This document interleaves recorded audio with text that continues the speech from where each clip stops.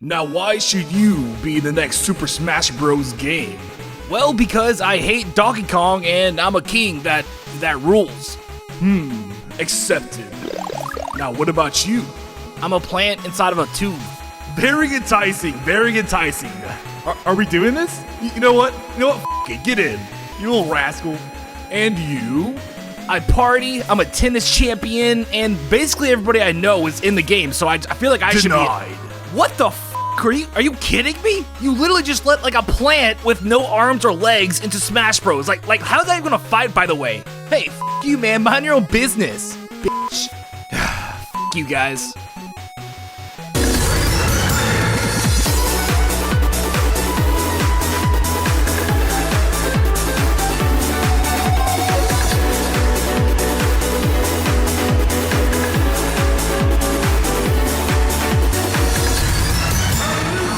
What is going on, guys? This is Dobbs here, bringing you another top 10 video. And in this video, I'm gonna go over the top 10 best backstories in the Super Smash Bros. Franchise. So yeah, I hope you guys enjoyed the video, and without further ado, let's get started.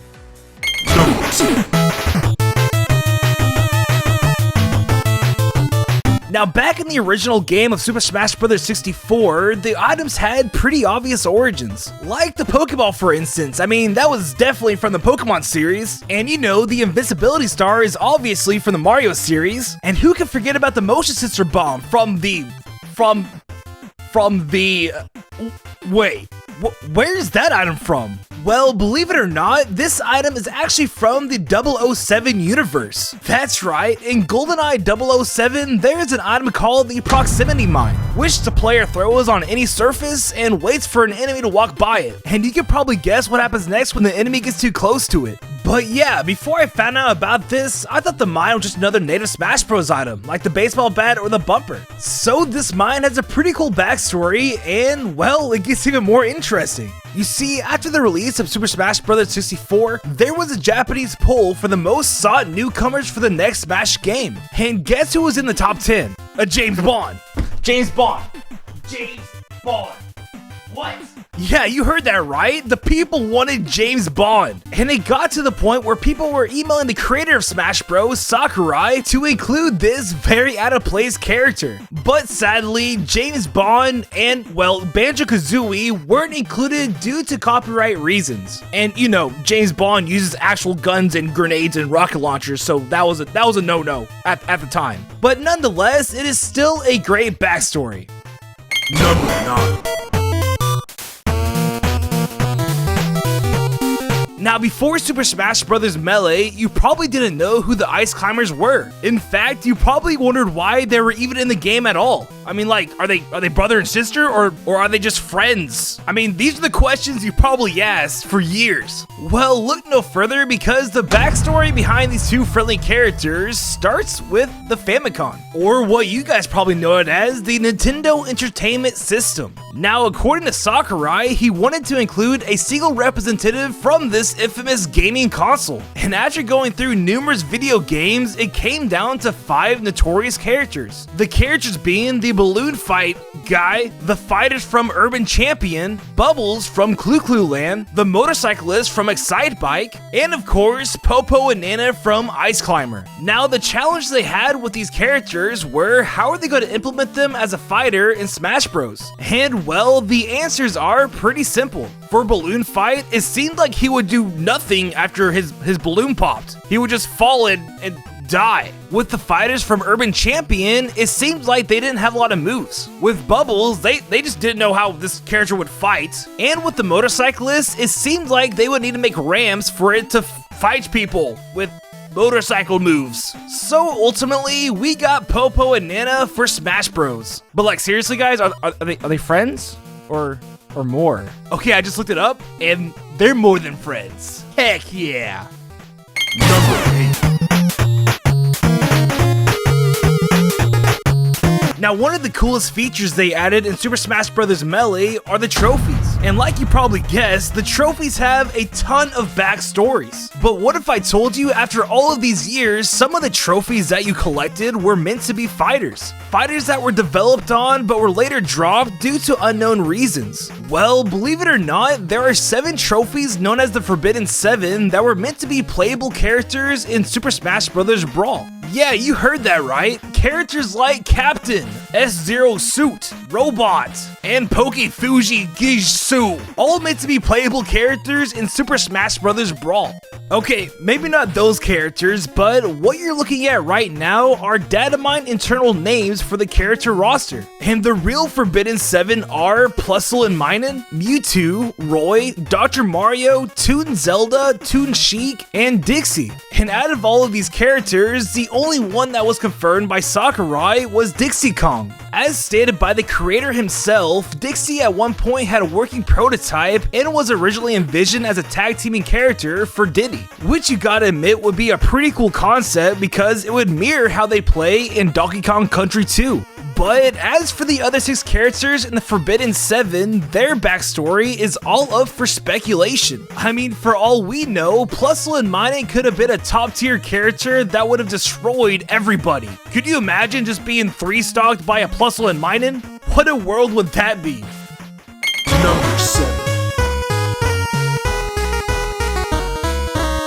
Now, the Mii outfits in Super Smash Bros. 4 are interesting. If you've noticed, 4 of the Mii outfits in Super Smash Bros. 4 became actual fighters in Super Smash Bros. Ultimate. It's too bad Waluigi wasn't a Mii outfit in 4. Maybe he would have had a chance then. But anyways, what if I told you there are characters that got the complete opposite? Characters that were originally planned to be fighters in Smash Bros. But later became pieces of clothing for Miis. Well, do I have a backstory for you, because enter the story behind the Geno, Heihachi, and Takamaru Mii outfits. Starting with Geno became a fan favorite character the moment he debuted in Super Mario RPG. And it wasn't just the fans who liked him, the creator of Smash liked him too. So much in fact, Sakurai thought he was worthy enough to be his own character in Super Smash Bros. Melee. Unfortunately though, like a lot of characters, he was dropped for unknown reasons. And honestly, it might have been because he was owned by Square Enix. But hey, let's face it, Cloud is owned by Square Enix too, and he's in Smash Bros, so there still might be hope for Geno in the future. Now let's talk about Takamaru. Takamaru wasn't a fan favorite. In fact, he was barely known by the US audience. And to put it simply, that is why he didn't become a character in Super Smash Bros. Melee. He got the Waluigi treatment. He became an assist trophy.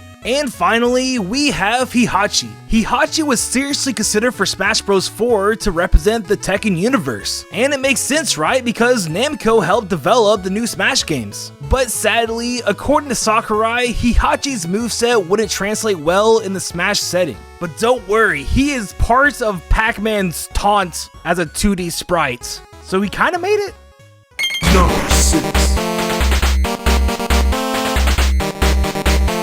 Now this one's gonna be short and sweet, but I still think it's a pretty cool backstory. Now if you didn't know, Sheik's appearance in Super Smash Bros. Melee marked the first time this character became playable in any game. And of course, if this is Sheik's first time becoming available to play, then she's definitely gonna rock out her canonical design from Ocarina of Time. But that leaves an interesting question. If this is Sheik's canonical design in Super Smash Bros. Melee, then what are these other designs in Super Smash Bros. Brawl, Wii U, and Ultimate? Well, funny you mentioned that. Well, I kinda mentioned it, but the Super Smash Bros. Brawl and Wii U Sheik designs are based on concept art for Sheik in Twilight Princess, which hinted that Sheik was originally planned to appear in this iconic game, which you know is pretty cool. And as for the Super Smash Bros. Ultimate Sheik, Sakurai decided to completely customize Sheik's design by basing it on the Stealth Armor set from Breath of the Wild, which is pretty cool as well. Short backstories I know, but still worthy enough in my opinion for this top 10. Number 5. Now guys, remember how epic it was during the Ryu reveal trailer? When he was like, "You must defeat my Shuriken to defeat me."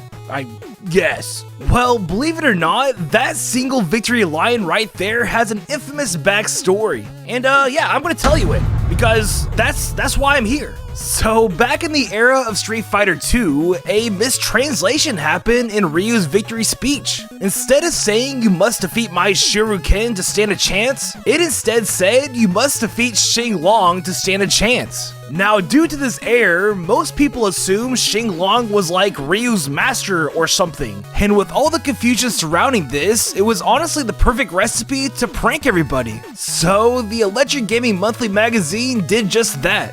Twice. Once in 1992 and the second time in 1997.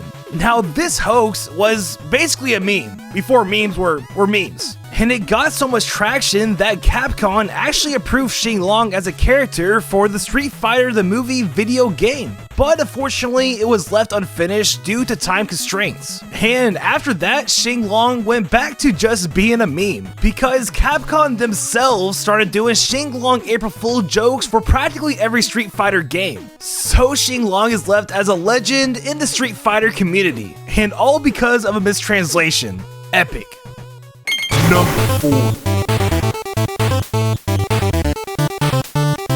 Now, I don't know about you guys, but King K. Rool is my favorite Super Smash Bros. Ultimate character. And it's not just because of his gameplay, but his Final Smash is a nod to one of my favorite games of all time. In fact, it's a nod to the first game that I ever played in my entire life. So I had to include the backstory behind the Blastomatic from Donkey Kong 64. Now, it all starts with King K. Rool being, well, let's just say, very annoyed with Donkey Kong's continuous defeats. So this time in Donkey Kong 64, King K. Rool has decided he's gonna blow up the Donkey Kong Islands, because he's had it and he's ready to just blow up stuff. So he gets sniped from his Kremlin crew to create the Blastomatic for his island-like ship.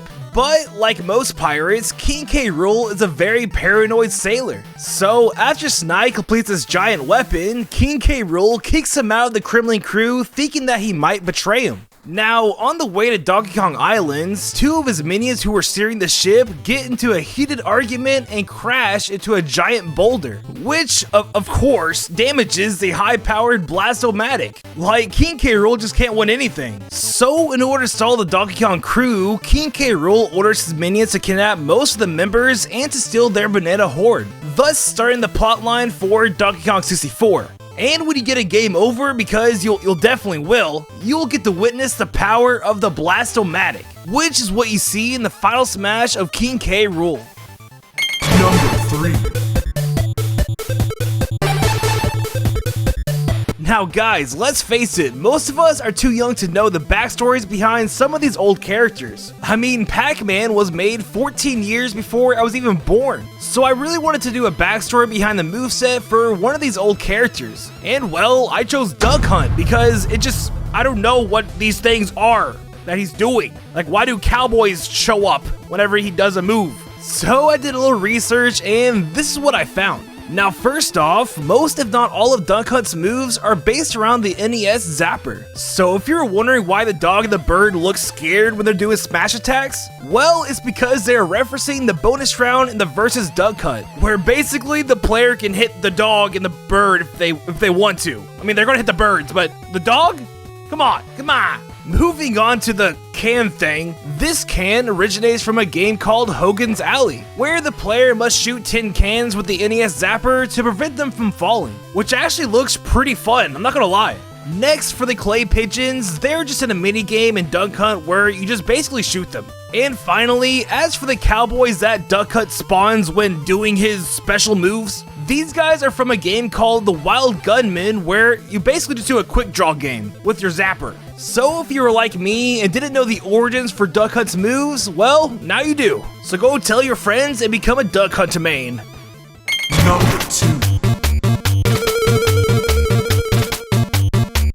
Now this one's going to be super short, but I still think you guys are going to like it. Now in the new Super Smash Bros. Ultimate map called the Great Plateau Tower, there is a small Easter egg that you probably wouldn't catch at first glance. When you're battling it out and destroy the top portion of the pillar, you will notice hidden Sheik lettering appear on the new platform. And believe it or not, that Sheik lettering can be translated to Smash Bros. which is really cool, and it makes sense that it's hidden because it's by the Sheik tribe, which, if you didn't know, are known as a mysterious and secretive tribe who were given the title as the Shadows of the Hylians. A small but appreciative backstory in Smash Bros. Number 1. Now to me, I believe this is the best backstory in Super Smash Bros. Period. So if you're not familiar with this, be prepared to have your mind blown. Now before Super Smash Bros. Was, well, Super Smash Bros., Masahiro Sakurai and Satoru Iwata developed a game called Dragon King in their downtime. And this game was developed with no Nintendo characters and was originally planned for the Nintendo 64 to take advantage of the analog stick. But to Sakurai, this game felt empty, and for a home console, it needed something more. So in a last-ditch effort, he scrapped most of the game and then started adding Nintendo characters. Thus, Super Smash Bros. Was born. But this is where the backstory begins. You see, before Super Smash Bros. 64, Captain Falcon never had a playable 3D model character, because he was always betrayed in his Blue Falcon racer. So to Sakurai and Iwata, making a moveset for this character was pretty challenging. But an idea was struck, and Sakurai and Iwata came up with the idea of giving Captain Falcon the moves of the Dragon King characters. Thus, the memory of Dragon King the fighting game lives on through Captain Falcon. So if you ever wondered where the moves for this fighter came from, well, it came from the very beginning, the beginning of Super Smash Bros. And there you go, the top 10 best Super Smash Bros. Backstories. I hope you guys enjoyed the video. This took a very long time to make, so I hope you guys liked it. So if you did, be sure to hit that like button and subscribe for more videos like this. And if you want to get notifications for the channel and all, be sure to hit that bell, because that bell does something. Also, be sure to follow me on Twitter at Ethan Dawes, because Twitter is cool and I tweet, and you should follow my tweets. And subscribe to my gaming channel where I upload about 4 times a week. Oh, and by the way, I made a top 10 best Pokemon backstory video, so if you want to check that out, look down below in the description. And finally, for the question of the day, what are some Super Smash Bros. Backstories that you know? Be sure to let me know down below in the comments, because I love Smash Bros. Backstories, stories of any kind. I love them. I love them. And yeah, that's all for this video, and I'll see you guys next time. See ya.